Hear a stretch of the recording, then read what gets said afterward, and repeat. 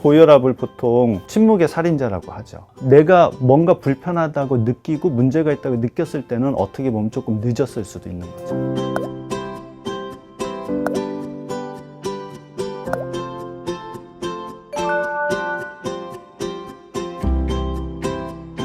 저는 청주 성모병원 심장내과에서 근무를 하고 있는 양용모라고 합니다.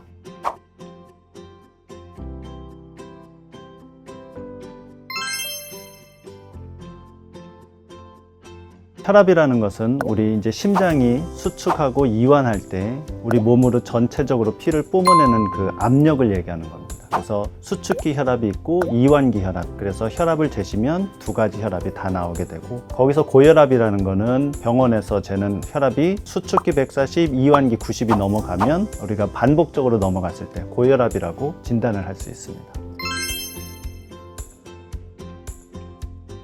수축기 혈압은 한마디로 심장이 전신으로 피를 뿜어내기 위해서 심장이 수축을 할 때 생기는 압력을 수축기 혈압이라고 그러고요. 그 다음에 이제 심장에서 피를 전신으로 뿜어냈기 때문에 다시 피를 받아들여야 되기 때문에 심장이 이완을 하면서 심장 안으로 피를 받아들일 때 그때 생기는 압력을 이제 이완기 혈압이라고 합니다. 약간 틀린 부분이 있는 게 뭐냐면은 심장은 이완기 때는 압력이 거의 없을 정도까지 떨어져야지만 피를 받아들이는 건데, 우리 혈압이 이완기 혈압이 80이든 70이든 이렇게 나오는 이유는 대동맥에서 심장에서 나간 피가 이완기 때 대동맥에 머물러 있기 때문에 그 혈압이 나오는 거고, 이완기 혈압이라는 것은 순수하게 얘기해서 심장이 확장할 때, 이완할 때 대동맥 안에 남아있는 혈액의 대동맥 압력을 얘기하는 것이 정확한 표현이라고 할 수 있겠습니다. 고혈압이 일단 누가 고혈압이냐 진단을 하는 데 있어서 혈압을 쟀을 때 수축기 혈압 140, 이완기 혈압 90 둘 다가 아니고 둘 중에 하나만 넘어가도 우리가 고혈압이라고 하는데, 이게 어쩌다 한 번 넘어간다고 해서 고혈압이 아니고요, 서로 다른 날에 반복해서 혈압을 측정을 했을 때 계속적으로 혈압이 140에 90을 넘어갈 때 그때 우리가 고혈압이라고 할 수 있습니다. 고혈압을 진단을 받고 고혈압을 조절하는 목표를 어디까지 조절을 해야 될 것이냐 했을 때 일반적으로 알기 쉽게 설명을 드리면, 저희가 그분의 기저질환이 뭐가 있느냐에 따라서 조금씩 학회마다 나라마다 조금씩 다를 수 있지만 일반적으로는 저희가 조절 목표는 130에 80을 조절 목표로 하고 있습니다. 우리가 이제 이상적인 혈압이라고 판단을 한다면 수축기 혈압이 120에서 130, 이완기 혈압은 70에서 80 사이를 이상적인 혈압이라고 하고요. 근데 혈압을 조절하는 데 있어서 너무 낮게 조절할 필요는 없고요. 낮으면 낮을수록 좋은 것이 아니고, 낮으면 그에 따라서 심장에 또 어떤 다른 부담이 있고 그렇기 때문에 평균 혈압 130에 80을 목표로 해서 조절을 하고 있고, 너무 낮은 경우에는 약을 감량 또는 중단을 해서 아까 말씀드린 평균 혈압 또는 이상적인 그 혈압 범위 내에서 조절하는 것을 목표로 하고 있습니다. 일반적으로 140에 90을 넘어가면은 1기 고혈압, 150에 95를 넘어가면 2기 고혈압, 160에 100을 넘어가면 3기 고혈압, 이렇게 표현을 할 수도 있습니다.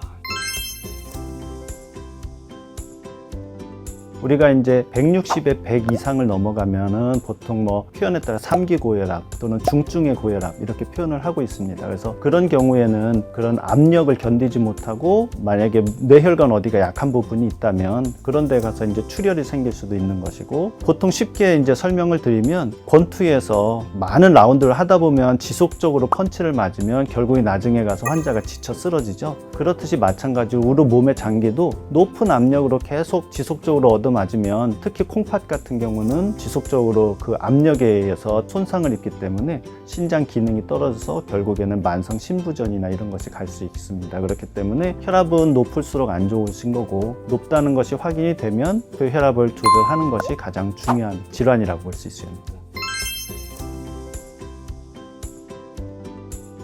우리가 이제 높은 압력에 노출이 되게 되면 우리 장기들 중에서 특히 부드러운 장기, 즉 뇌, 콩팥 이런 부드러운 장기들이 손상을 더 빨리 받을 수 있습니다. 물론 심장도 높은 압력으로 계속 일을 하다 보면 결국은 지칠 수 있겠죠. 그리고 혈관도 높은 압력에 의해서 계속적으로 압력의 어떤 반복적인 노출이 된다면 혈관에서 문제가 생길 수 있고, 그래서 따져본다면 심장 쪽에서 문제가 생기는 것은 이제 높은 압력에 심장이 지쳐서 심장 심장이 제 기능을 못하는 거를 이제 심부전, 그리고 심장 혈관이든 다른 혈관에 이제 높은 압력으로 인해서 뭐 동맥경화가 빨리 진행을 한다든지 해서 생기는 것은 뭐 협심증 또는 심근경색증 이런 것이 생길 수 있고요. 우리가 이제 또 갑작스럽게 크게 문제가 되는 것은 이제 뇌출혈, 고혈압으로 인해서 머릿속에 이제 뇌동맥류라고 그래서 꽈리 모양의 약한 부분이 있다든지 하는 경우에 이제 혈압으로 인해서 그쪽 부분에 이제 출혈이 생기면 뇌출혈이 생길 수 있는데, 이거는 한 사람의 인생을 바꿀 수 있는 문제가 되겠죠. 그리고 이제 지속적으로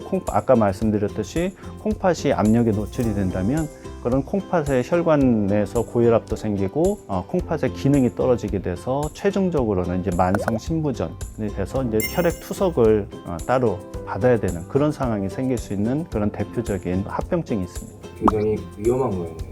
네, 그래서 고혈압을 보통 침묵의 살인자라고 하죠. 혈압이 높아도 대부분 환자분들이 거의 증상이 없으세요. 그러니까 자기가 이게 바쁘다는 이유로 병원도 안 가보고 건강검진 미루고 하시다 보면 본인이 혈압이 높은 줄을 모르고 그 몸은 또 그 혈압을 괜찮다고 적응을 하고 있기 때문에 그래서 잘 모르게 되는 거죠. 내가 뭔가 불편하다고 느끼고 문제가 있다고 느꼈을 때는 어떻게 보면 조금 늦었을 수도 있는 거죠.